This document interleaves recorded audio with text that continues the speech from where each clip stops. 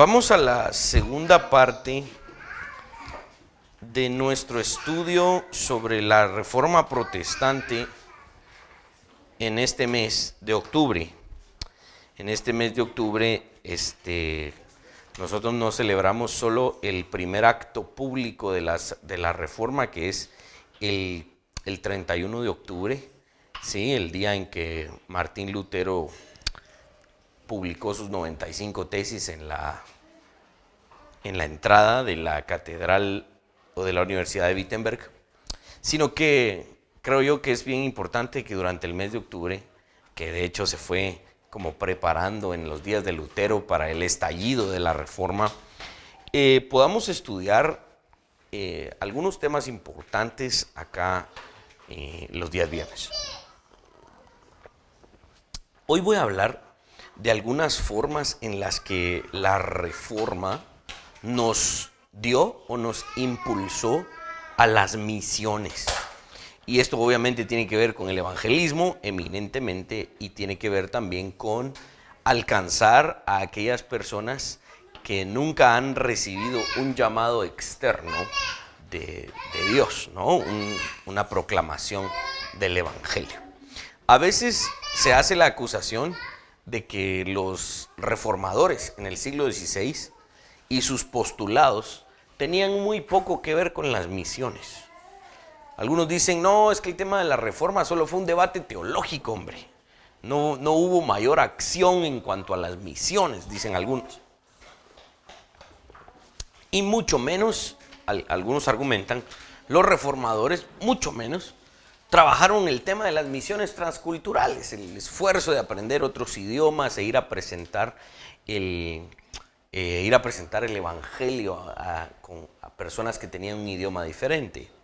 Algunos hacen esa acusación. Generalmente se dice que la Reforma solo tenía que ver entonces con debates teológicos, y aquellos que no llegaron a adoptar los postulados de la gracia realmente desprecian el trabajo de los reformadores, porque dicen, si todo lo que hicieron los reformadores fue debatir sobre la gracia y si la salvación se pierde o no, si solo eso hicieron, entonces ¿para qué? Dicen algunos, ¿no?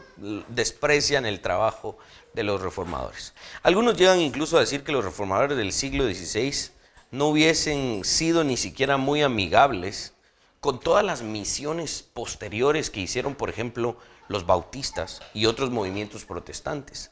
La forma en la que por ejemplo, los dispensacionalistas fueron a evangelizar otro lugar. Algunos dicen, los reformadores hasta hubieran estado peleando con esta gente, ¿verdad? Y dicen esas cosas, ¿no? Sin embargo, los movimientos protestantes de misiones, creo yo, y también concuerdo con muchos teólogos, que deben agradecer a Lutero y a sus 95 tesis como la chispa que encendió realmente las misiones en el mundo.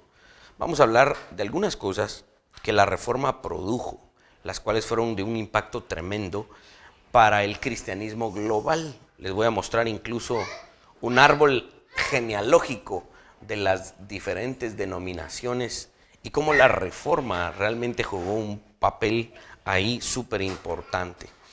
El cristianismo global fue impactado, ¿sí?, por lo que los reformadores hicieron, y realmente el trabajo de los reformadores dio el nacimiento a lo que conocemos como el tema de las misiones. Número 1, ayúdame ahí con la siguiente diapositiva. Lo primero que los reformadores hicieron fue la recuperación del evangelio. Las misiones no tienen sentido. Las misiones no tienen sentido.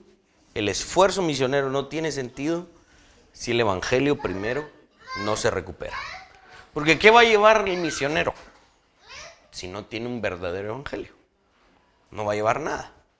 Entonces, realmente, el trabajo de los reformadores de recuperar el evangelio, el tema de la justificación por la fe sola, que es el corazón del evangelio que creemos, los reformadores tomaron en sus manos esto y lo volvieron a proclamar, iniciando en Europa, ¿sí? No podríamos decir que el evangelio se perdió totalmente durante la Edad Media. Recordemos que cuando va avanzando los discípulos de Cristo y los discípulos de Cristo, siglo I, II, III, hasta el siglo IV, Llegamos con Agustín de Hipona, que es el que se enfrenta a una primera discusión con un personaje llamado Pelagio, ¿no?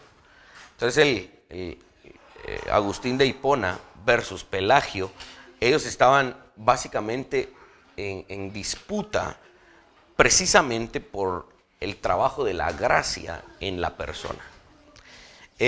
Tristemente, todo lo que viene después de Pelagio produce un mal entendimiento del Evangelio y produce una iglesia que poco a poco se fue corrompiendo.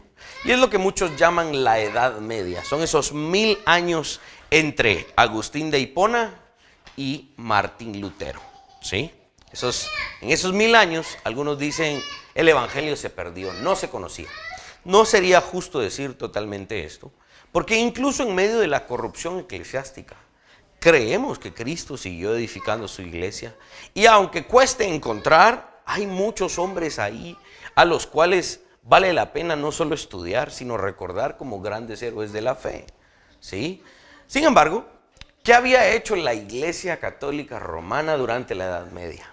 Previo al estallido de la Reforma, ellos habían relegado el Evangelio, la gracia, la justificación por la fe, y habían impuesto como el centro de la doctrina un sistema sacramental.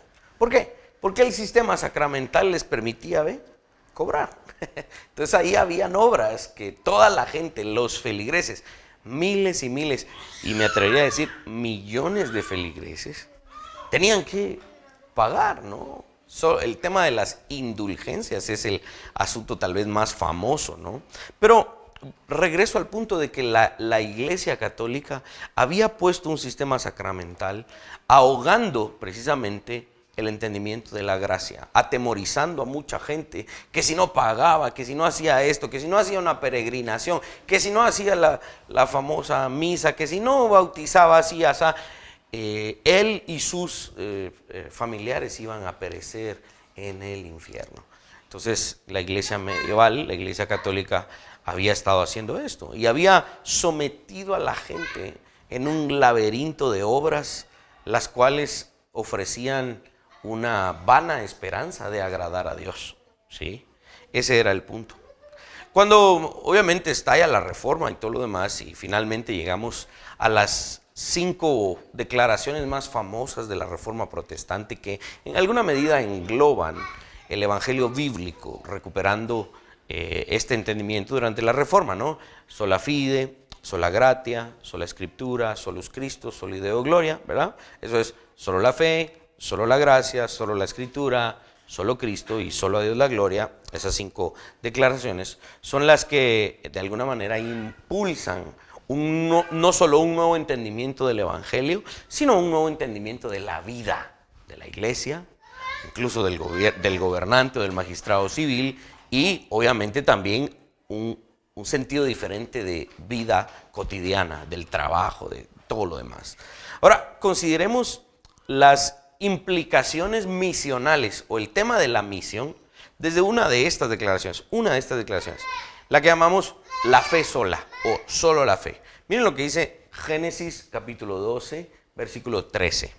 Bendeciré a los que te bendijeren y a los que te maldijeren, maldeciré. Y serán benditas en ti todas las familias de la tierra. ¿Quién está hablando aquí? Dios. Dios le está hablando a Abraham. En este verso, Dios revela su propósito o su programa pactual con Abraham. Le está diciendo a Abraham, voy a entrar en pacto contigo. Ahora, este pacto incluye la bendición global. Es que está jugando Guatemala, ¿va?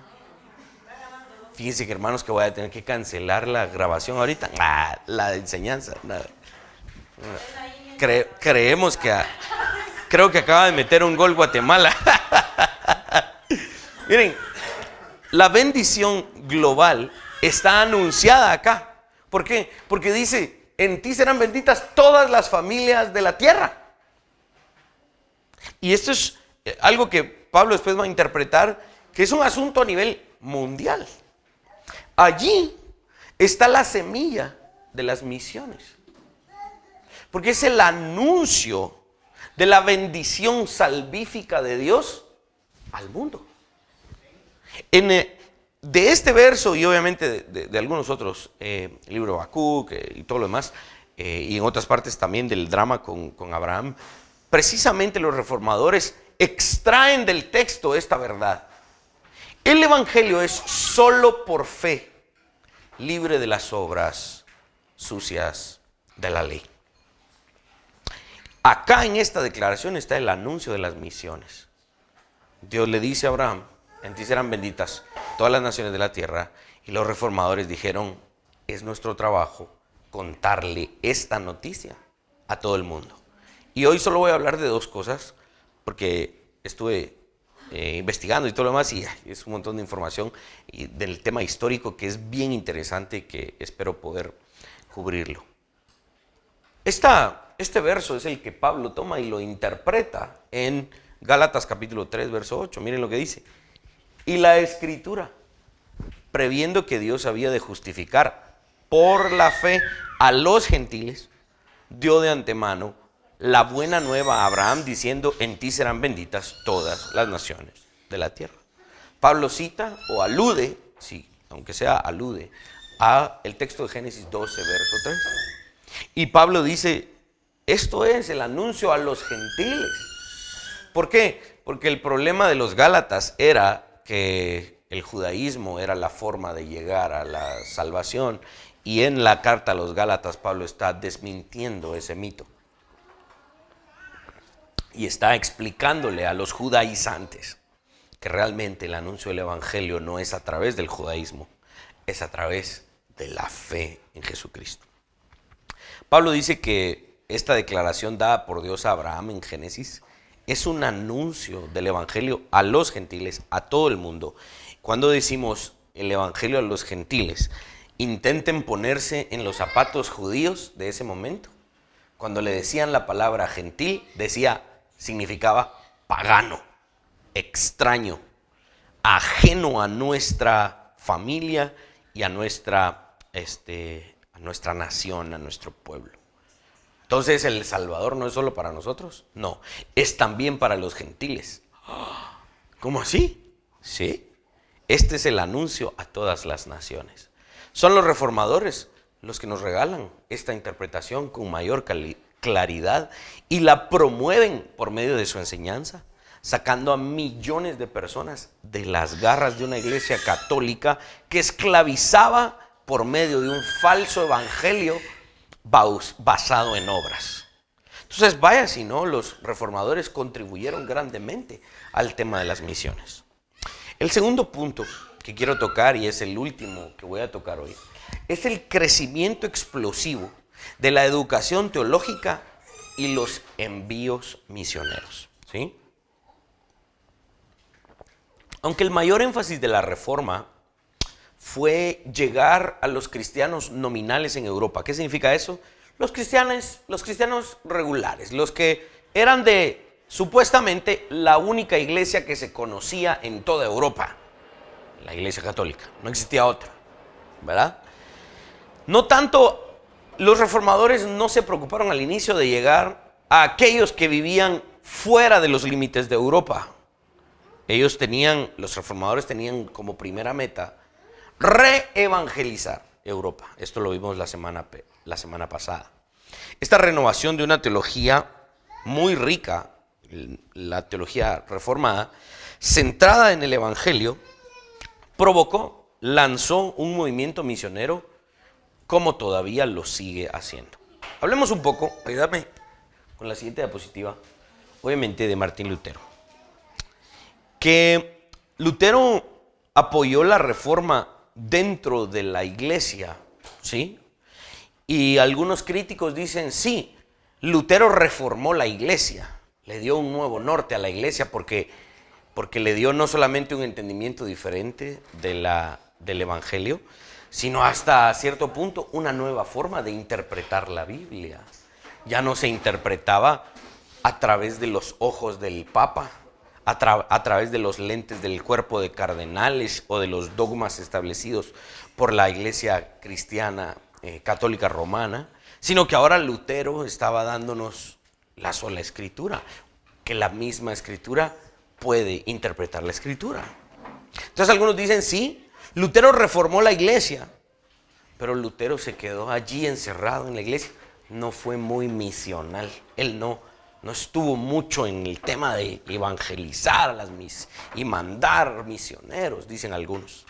Algunos argumentarían que las fuerzas espirituales desatadas por la Reforma en Europa, inspiradas por el redescubrimiento de la gracia y la justificación por la fe, no fueron suficientemente convincentes como para llevar el evangelio a los confines de la tierra, sino que solo era para los intelectuales en Europa. Algunos argumentan eso.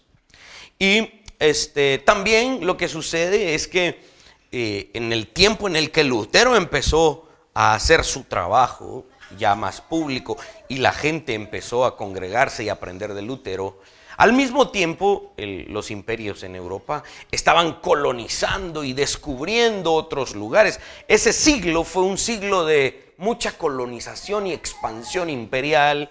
Realmente no había mucho chance para las misiones, decían algunos.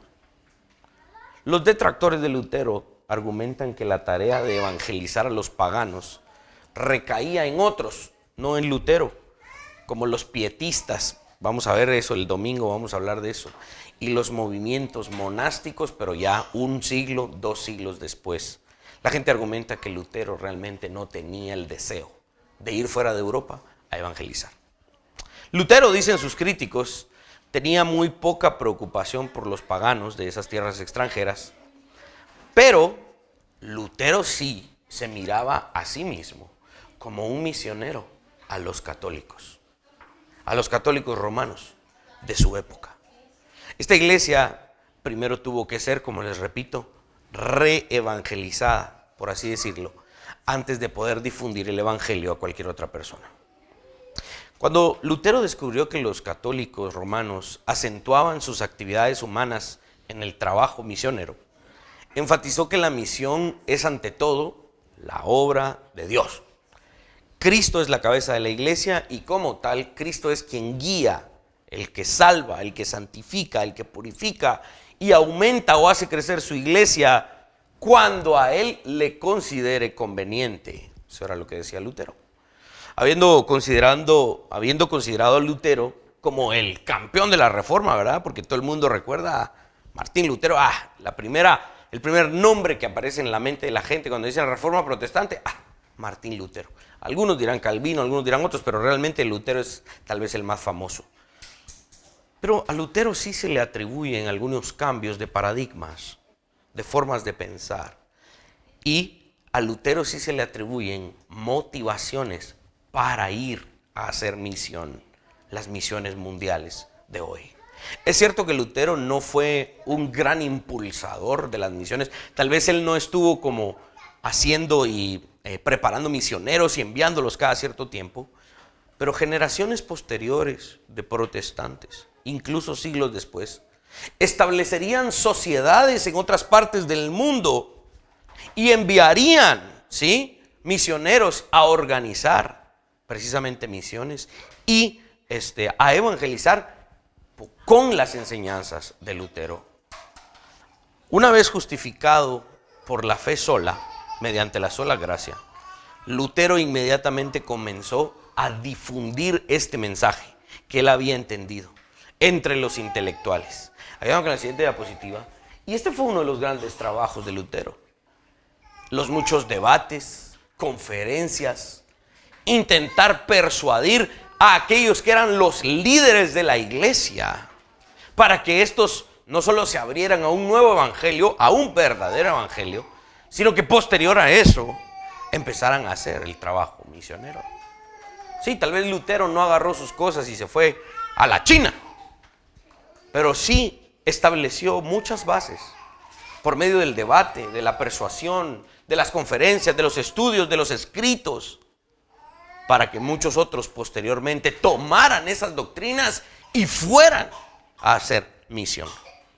Sin lo que Lutero hizo y otros reformadores, las misiones no hubiesen sido efectivas. La difusión del pensamiento de la Reforma no solo llegó a la élite intelectual, a los académicos, sino que Lutero, por medio de sus debates y sus famosas charlas de sobremesa, porque al final Lutero padecía de muchos ataques, de asma, padecía de desmayos, padecía de muchas cosas, que ya no pudo ni siquiera caminar de su casa a la iglesia para ir a predicar. Entonces la gente vino a su casa para oírlo predicar, y en la mesa de la familia Lutero, Lutero predicaba y enseñaba ¿a quién? Ya no solo a los intelectuales, ya no solo a los rectores de las universidades de ese momento, sino que ¿quién se sentaba en sus charlas de sobremesa?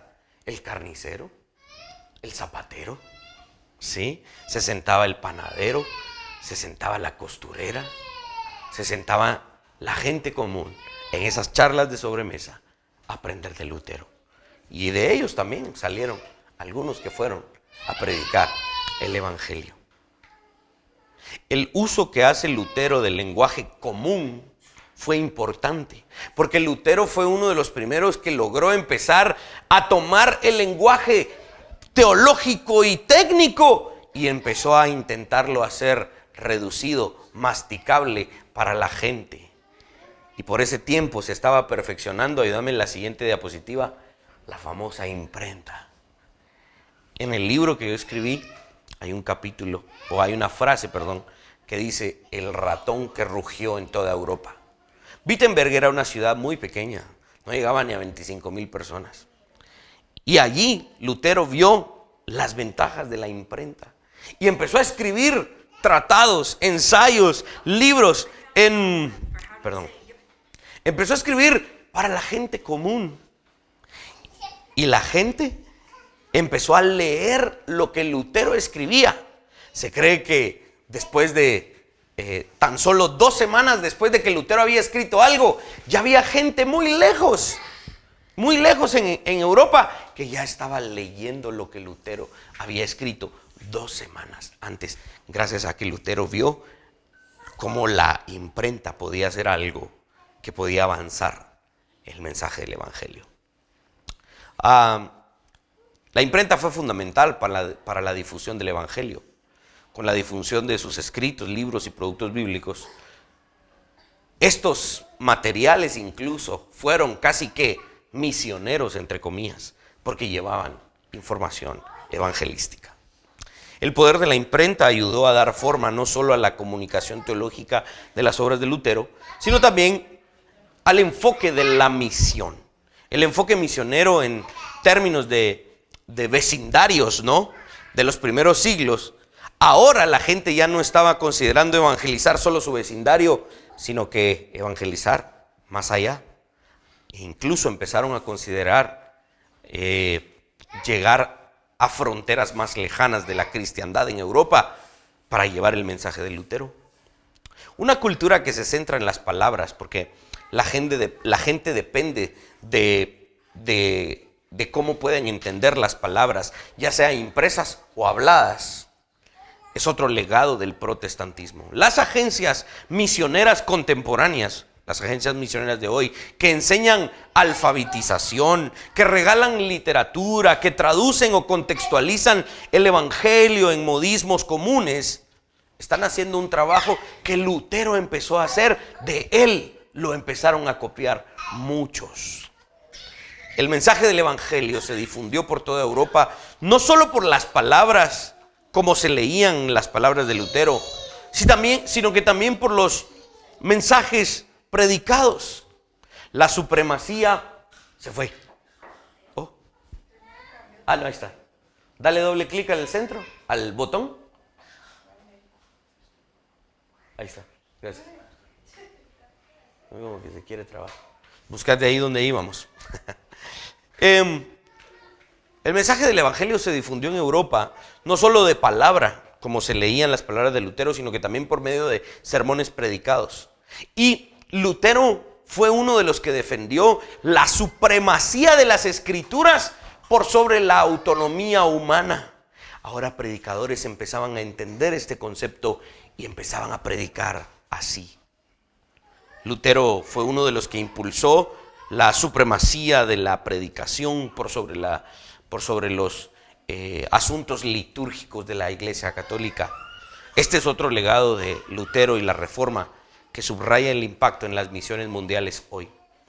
La teología de la vocación de Lutero también recomendaba la difusión del Evangelio, no solo a través de sacerdotes y predicadores, maestros y escritores, sino que también a través de la vida de trabajadores comunes, como lo que yo les decía, el carnicero, el panadero, el fabricante de candelabros, que eran más o menos famosos en aquel tiempo, porque eran las bombillas de aquel tiempo, ¿no? No había luz eléctricas todavía. Se cree que después de que Lutero empezó a capacitar a la gente común, a la gente que no eran líderes eclesiásticos, posteriormente se veía a gente común que ahora tenía acceso a la Biblia en su lenguaje vernáculo, en su lenguaje común, y se veía no solamente haciéndole preguntas al clero, al ministro eclesiástico, sino que a veces hasta mostrando algún tipo de debate, porque ahora el simple y el común no solo tenía acceso a la Escritura, sino que también a una explicación mejor de la Escritura por medio del trabajo de Lutero. El sacerdocio de todos los creyentes es un sello distintivo del protestantismo de Lutero. Es la doctrina aquella que dice que Roma, los católicos romanos, sostenían que el sacerdocio solo lo ejecutaban los que eran los líderes de la iglesia. Si usted no es líder de la iglesia, usted no es sacerdote. Lutero defendió una doctrina distinta. La Biblia dice que todos los que somos creyentes somos real sacerdocio. Lutero defendió que todos los creyentes, fueran ministros eclesiásticos o no, eran sacerdotes. Esta es la doctrina del sacerdocio del creyente. Sacerdotes de un nuevo pacto. La gracia disponible por la fe directamente de Cristo al creyente, que no necesita otra mediación. No necesitamos ir a un sacerdote para accesar a Cristo, sino que podemos tener acceso a Cristo de manera directa.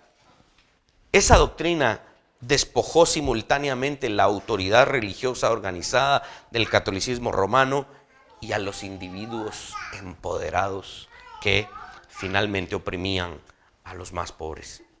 Estos individuos continuarían plantando iglesias. Aquellos que fueron entrenados por Lutero continuarían plantando iglesias y luego denominaciones. Tanto es así que algunos creen que de Lutero, en consecuencia voluntaria o involuntaria, el legado de su teología dio origen y licencia a aproximadamente 40,000 denominaciones. No iglesias, denominaciones establecidas posteriormente. Miren ese árbol genealógico. Si ven ahí, algunos dicen, el judaísmo fue primero, porque de ahí vienen las escrituras. Luego vino Jesús y estableció obviamente el cristianismo. Luego se creó la única o la iglesia unida, católica, apostólica. Luego vino el gran cisma, ¿no? La iglesia de Oriente y la iglesia de Occidente, en el 1054. Y luego aparece Lutero, a partir de quien se fundan muchas otras denominaciones. Sí, Lutero no cruzó tal vez,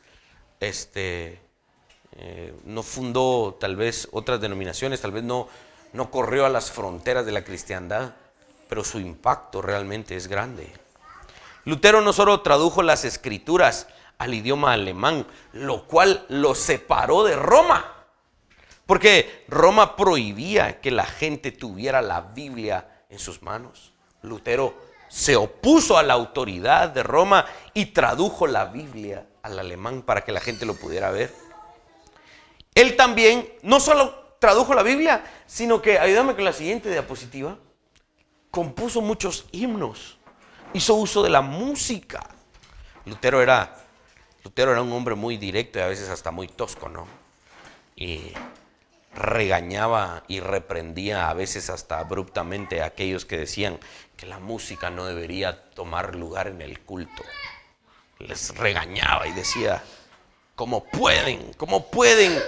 Decía Lutero, ¿cómo pueden despreciar un regalo tan grande de la música?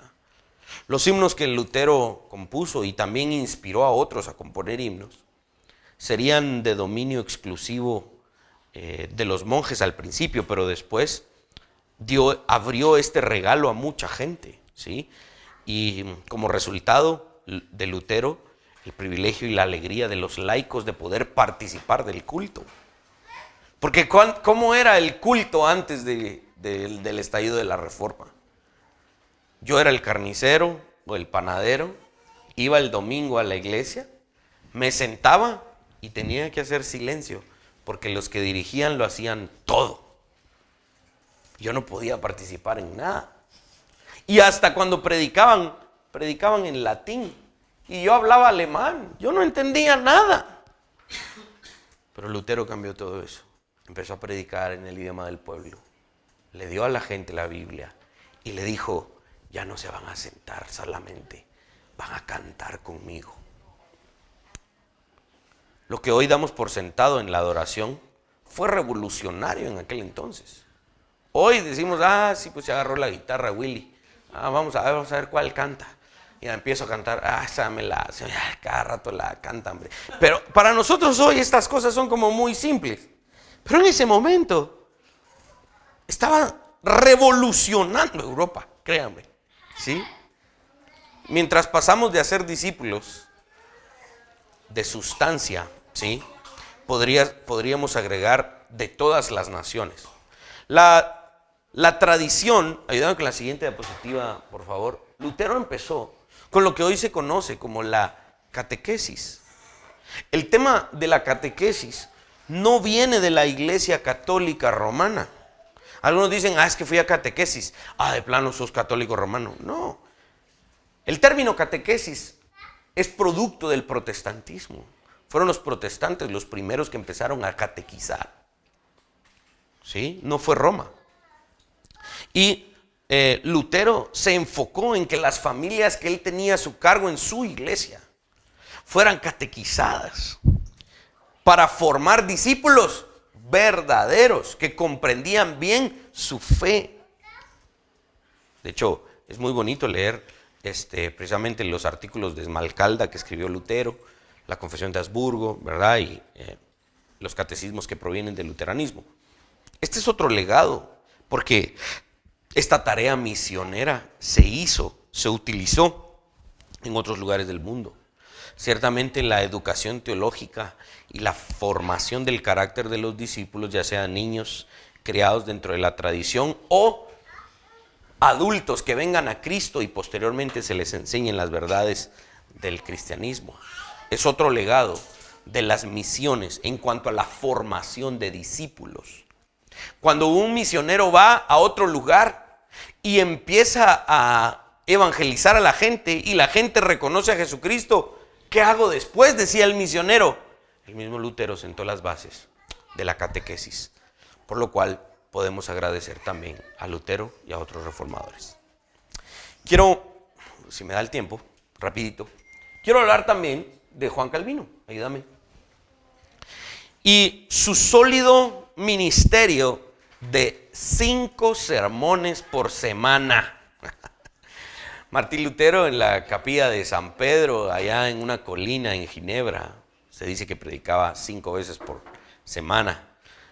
Y esta iglesia se convirtió en un centro dinámico de envío de misioneros. Calvino sí fue alguien que envió misioneros. Y dice que Calvino desplegó más de 1,200 pastores para plantar más de 2,000 iglesias alrededor de Francia y en Europa. También a mediados del siglo XVI hizo esto.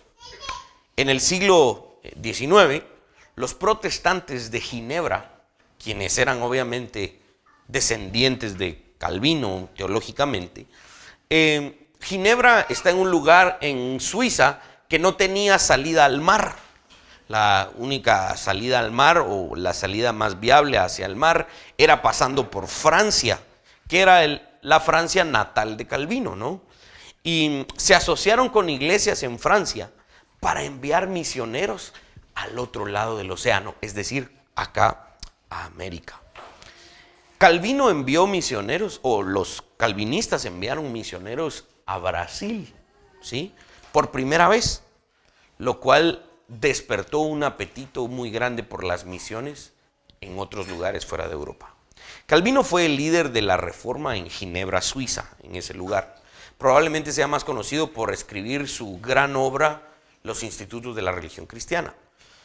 Algunas personas también acusan erróneamente a Calvino de iniciar una perspectiva teológica antimisionera, ¿sí? Conocida como calvinismo, pero realmente algunos le llaman hipercalvinismo, porque Calvino predicaba obviamente el tema de la gracia irresistible y que el trabajo de la salvación es de Dios de principio a fin. Y si eso es así, algunos dicen, entonces ¿para qué hay que evangelizar? Pero ya sabemos que esa es una terrible representación de lo que Calvino enseñaba teológicamente.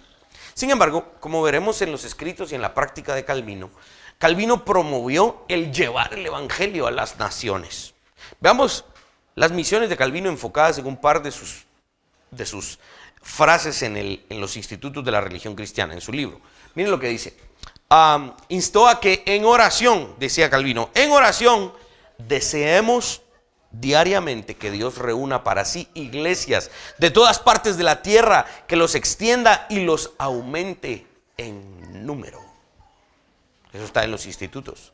También escribía Calvino, ayúdame, mientras oramos, venga tu reino, pedimos que Dios reúna iglesias de todas partes del mundo, extienda y aumente su número, las enriquezca con sus dones y establezca el debido orden entre ellas. Calvino argumentó que Dios quiere decir que la obra de esta liberación sea tan excelente que debe ser proclamada hasta los rincones más lejanos del mundo. Estas eran cosas que escribía Calvino. Unos pocos pasajes de los comentarios de Calvino confirman la creencia y el deseo que Calvino tenía de que Dios era el que llevaría a su pueblo y su evangelio hasta los confines de la tierra. Calvino comenta sobre 1 a Timoteo 2, verso 4. Dice lo siguiente, ayúdame. Ninguna nación de la tierra ni ningún rango social está excluido de la salvación. Dios considera que todos los hombres son igualmente dignos de participar en la salvación. Cuando Calvino reflexionó sobre Lucas 24, 47, observó lo siguiente. La gracia de la redención traída por Cristo se extiende por igual a todas las naciones. Finalmente, Calvino, al explicar Isaías 12, verso 4, argumentó lo siguiente. Dios quiere decir que la obra de esta liberación será tan excelente que debe ser proclamada no solo en un rincón, sino en todo el mundo, difundirse a todos los hombres. Hubo eventos claves en las misiones durante el ministerio de Calvino. Recuerden que Calvino es contemporáneo de Lutero, aunque él inicia y tal vez lleva su ministerio un poquito después, unos cuantos años después. Estas ideas de las misiones se vivieron a través de los ministerios del ministerio de Calvino y de otros reformadores. Algunos hechos demuestran que así fue. Por ejemplo, en 1544, Calvino participó del primer envío misionero fuera de Europa. Hubo un hombre llamado Pierre Brully, fuera de Ginebra, fuera de Suiza. Este fue el primer envío misionero. Un hombre llamado Pierre Brully fue enviado por Calvino a una región católica de lo que hoy llamamos Holanda.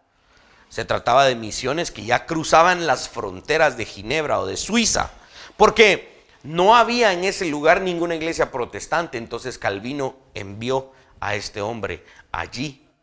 ¿Sí? Esta era una zona dominada y controlada por el catolicismo romano durante muchos siglos.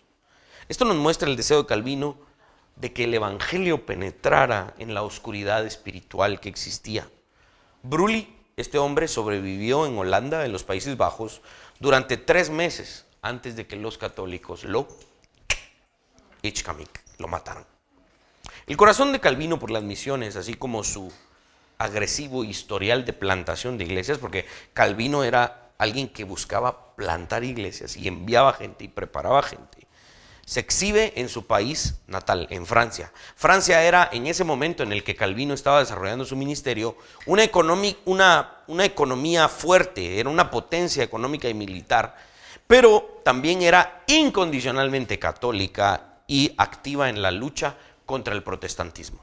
Fue en Francia, en una ciudad de Francia, en donde se llevó a cabo la masacre de muchos protestantes que habían abandonado la iglesia católica. De hecho, Calvino y muchos otros protestantes franceses eran refugiados religiosos que habían huido de la persecución en Francia. Calvino siempre deseó que sus compatriotas, los franceses, que vivían en oscuridad, vieran la luz de Cristo. Para que esto sucediera, Calvino sabía que los cristianos tenían que llevar el evangelio a estos lugares hostiles, por medio del uso de la predicación del evangelio para lograr su propósito. Dios los bendijo y los ayudó. Calvino lo dijo cuando enseñó. Miren lo que dijo Calvino: el poder de salvar reside en Dios. Romanos 1:16. Pero, como testifica nuevamente Pablo, él lo muestra y lo despliega en la predicación del evangelio. Calvino sabía que había que ir a predicar a esos lugares donde no querían oír esta predicación. Sabiendo que Dios usó la predicación del evangelio para convertir a los predicadores, el mismo Jesús utilizó el método de la predicación. Calvino hacía esto y establecía iglesias.